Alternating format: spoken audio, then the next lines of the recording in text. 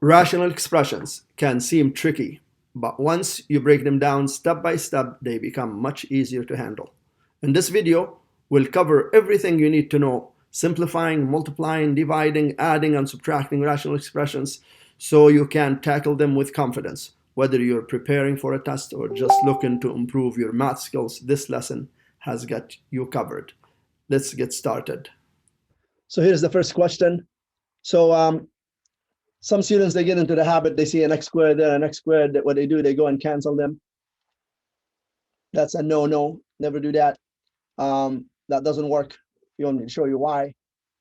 5 minus 3 over 5 minus 4. You don't just go, I'm going to cancel the 5's there, and you need to see why, because 5 minus 3 is negative 2, and 5 minus 4 is 1. That will give you negative 2. And if you do this, you'll end up with getting negative 3 over negative 4 or something else, which is wrong. So just know you cannot do that. So let's just this. Now here, what we do when we have something like this to identify the non-permissible values, you definitely have to factor the bottom. And to simplify, basically, you have to factor everything. So what we do, long line here, we factor this. We open two set of brackets, put an x in each. When we factoring, we look for what multiplies to give me negative 14 and add to give me negative 5. 14 and 1 is not going to do it. 7 and 2, yes, definitely 7 and 2. And to get a negative 5, it has to be a negative 7 and positive 2, because definitely negative 7 times positive 2 gives me negative 14. And when you add negative 7 plus 2 gives me negative 5. The bottom here is the difference of squares. How do we know it's the difference of squares? Because it's a binomial. Binomial means two terms, between them a negative sign. Both of these are perfect squares. When this is the case, this is the easiest factoring you'll ever learn. All you need to do is just take the square root of x squared, which is x. You put that here and there. Take the square root of 49, which is 7, put that here and there, and make one of them positive and one of them negative. And that's how you factor this. Now, at this stage here, I want you to write your non-permissible values. So x cannot equal whatever makes the bottom 0. So negative 7 will make this 0. So it cannot have negative 7, and positive 7 will make that 0. We cannot have positive 7. So the non-permissible values are x cannot equal plus or minus 7. Now to simplify this, definitely now you could reduce x minus 7 with x minus 7, and you end up with final answer being x plus 2 over x plus 7. That's your final answer, and these are your non-permissible values. How about here? With this one, your non-permissible values is the bottom of this here. So y here cannot equal 0. And it's 9y. Don't say that has to be a negative 9, because if you go 9 times negative 9, that give you negative 81. It wouldn't give you 0. You have to make this y 0 for this to be 0. And you know we cannot divide by 0. Fractions means dividing. And therefore, that's why it cannot equal. That's why y cannot equal 0, because if y equals 0, that will give me 0 on the bottom here. And this is y squared will give you the same thing. But when you're dividing, the divisor, which is this one, what you're dividing by, your non-permissible values have to come from the bottom and also from the top. Because, you know, definitely when we want to divide this, the first thing we need to do is change this to multiplication and flip this to 18y squared over 5x. And therefore, you have to get your non-permissible value from here as well. And that x cannot equal 0. And now to solve this, it just reduce. Okay, so to reduce, this x will get rid of this x. This 9 goes to 1, and 9 goes into 18 twice. 5 will cancel the 5. I'll end up with final answer for this.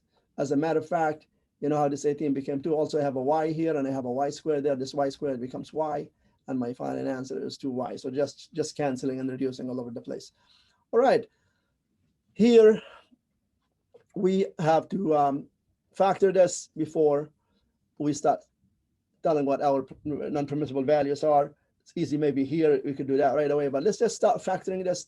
Now, this is not your factoring trinomial or factoring difference of squares. This is what we learn first when we start factoring, is we learn about the greatest common factor. So the top has a greatest common factor of 4. That's going to give me x plus 6.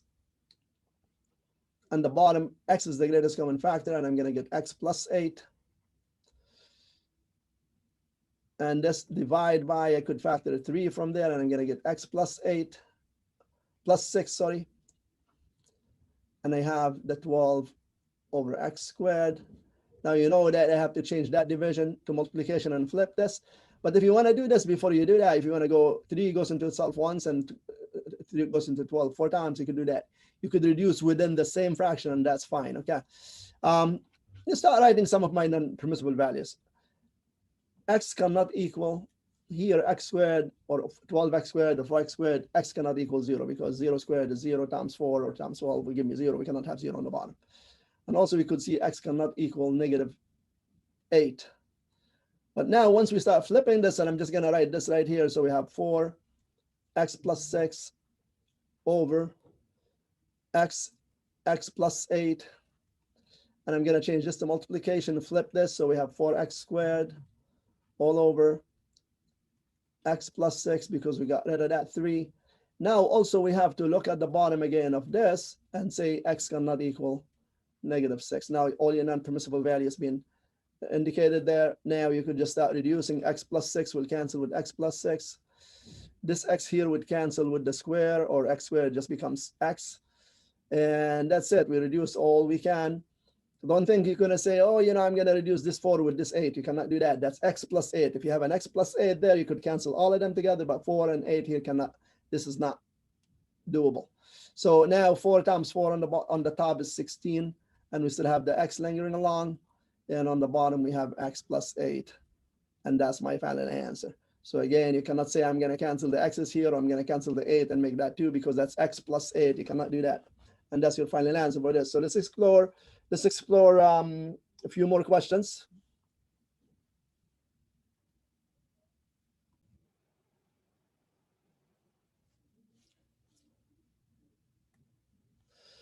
So here's the next set of questions, here's the next set of questions.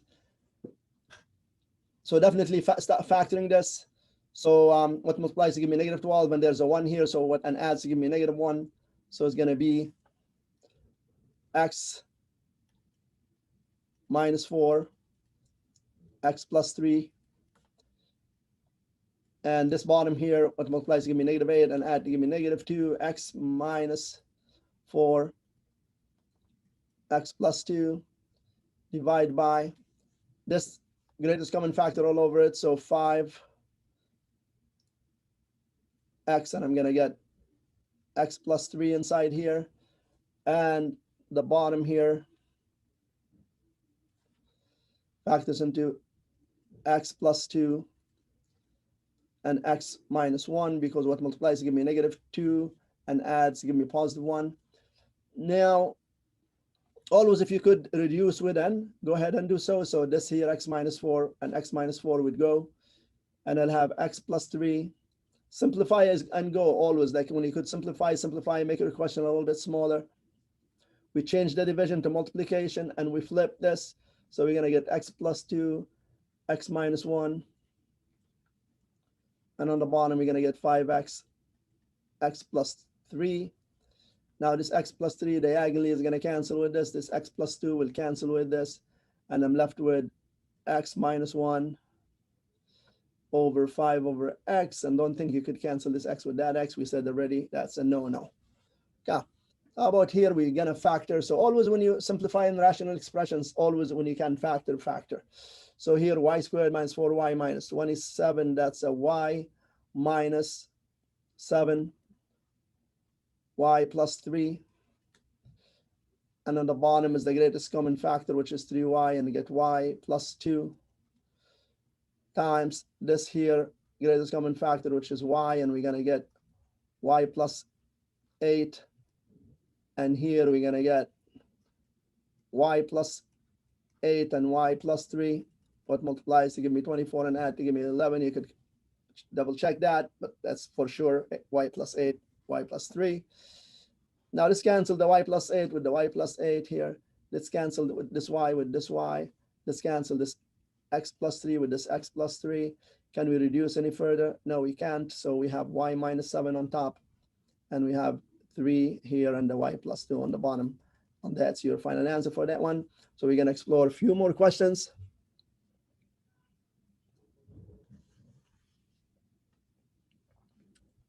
Also, I want to remind you, if you like my videos, make sure you hit the like button, share with family and friends, and subscribe to my channel. And we'll continue with this. There we go. So we have something that looks pretty ugly there. So here you have a fraction on top of a fraction. Lots of students, when they see this, they kind of think, oh gosh, I'm not even going to try with this. But you know what? It's not so bad. So here, just think of this over 1 and this over 1. Now you do a common denominator for the top right here and the common denominator. Please write it once. You don't have to write it twice, x minus 2. Therefore, you have to multiply this 6 by the x minus 2. And you don't have to multiply the 12 by anything because it's already having the common denominator right there. And this is your long line, which is that one.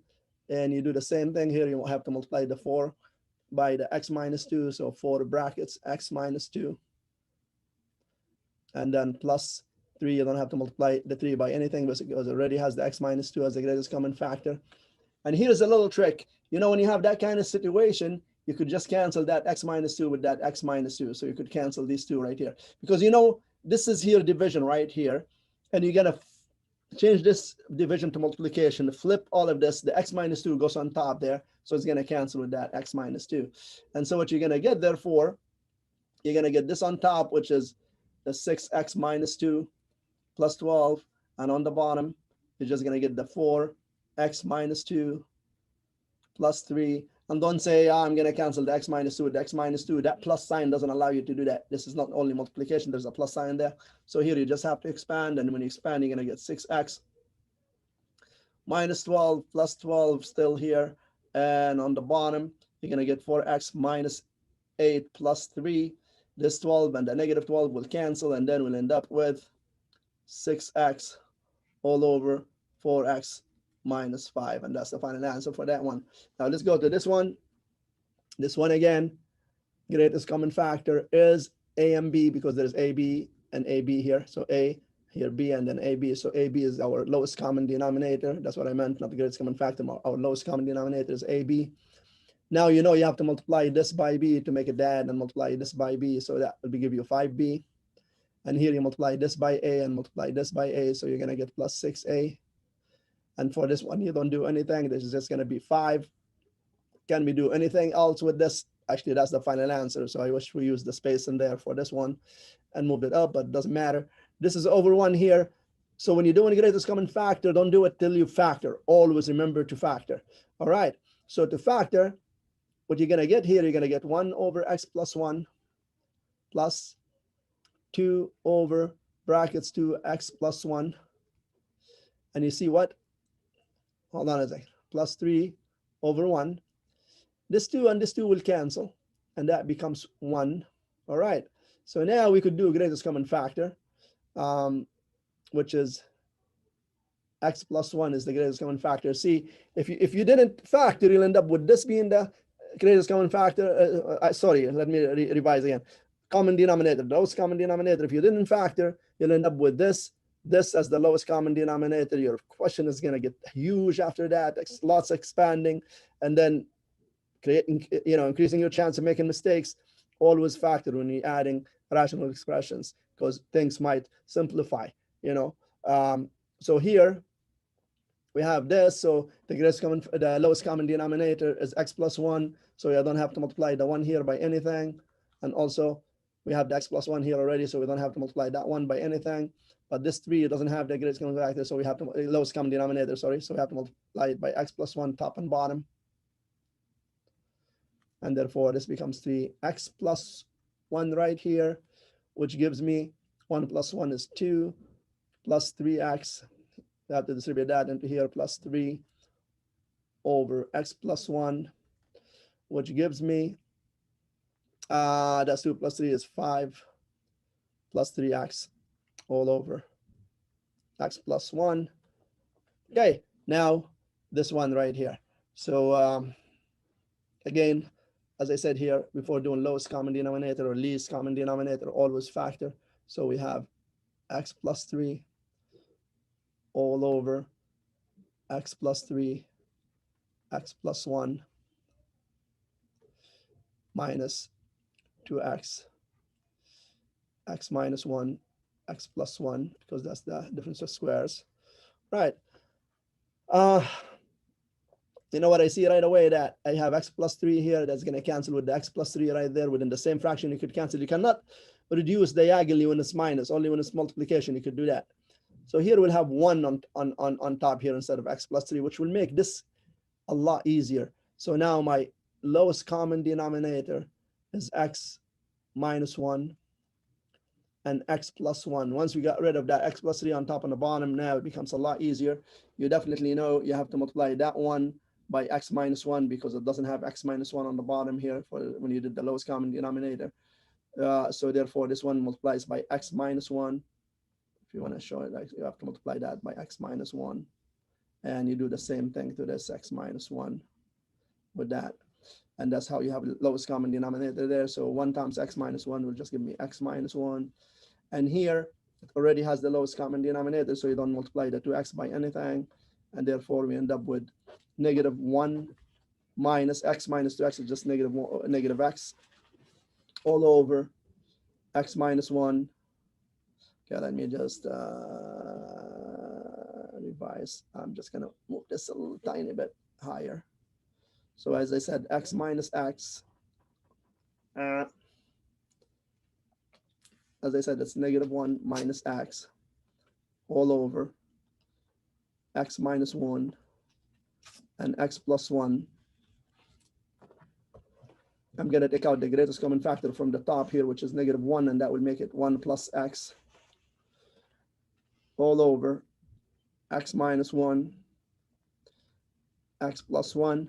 You see now that x plus 1 and the 1 plus x, you could cancel them, and you'll end up with negative 1 over x minus 1. And that's the final answer. I know it's pretty tight, so I hope you followed all of this. I'm going to do one more thing, and I promise that's it.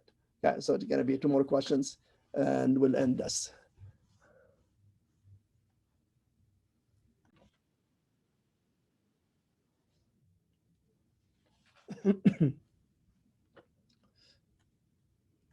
Here again, I promise this is it. 2 more questions. So watch this. Here, they say solve the following equations. Identify any extraneous roots. Extraneous roots, you know, we talked about our non-permissible values. So these are the extraneous roots. So here, before you start solving this, you have to say x cannot equal 0 because we cannot have 0 on the bottom.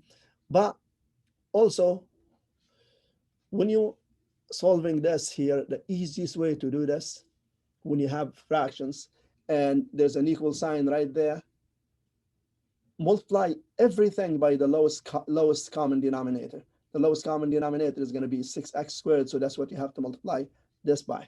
So let me adjust that non-permissible value a little bit further away. So x cannot equal 0. So we're multiplying all of this by 6x squared. So 6x squared times 1 over 6x squared here is 1 plus 6x squared times 1 over 6x is going to give me x equals 6x squared times 1 over x squared just going to give me 6.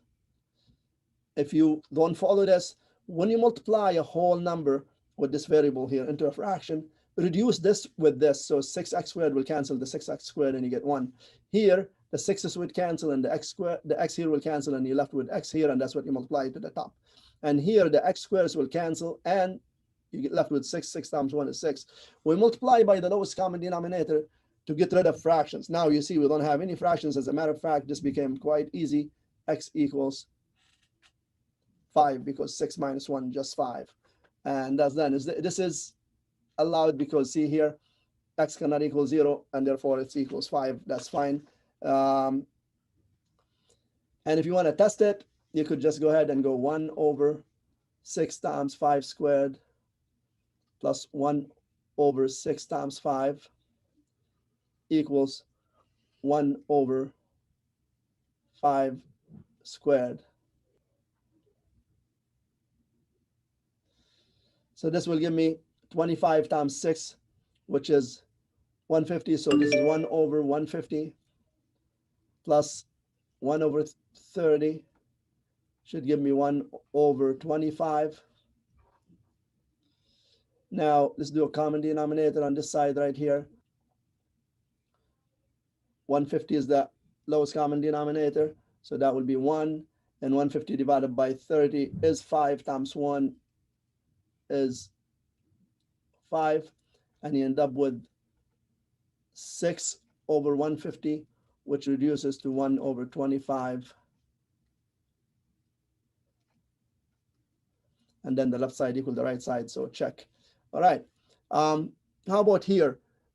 So again, just always with rational expressions, just factor where you can. So here we have x over x minus 2 plus 1 over x plus 6 equals 2 over x minus 2 x plus 6, and that's what this factors into.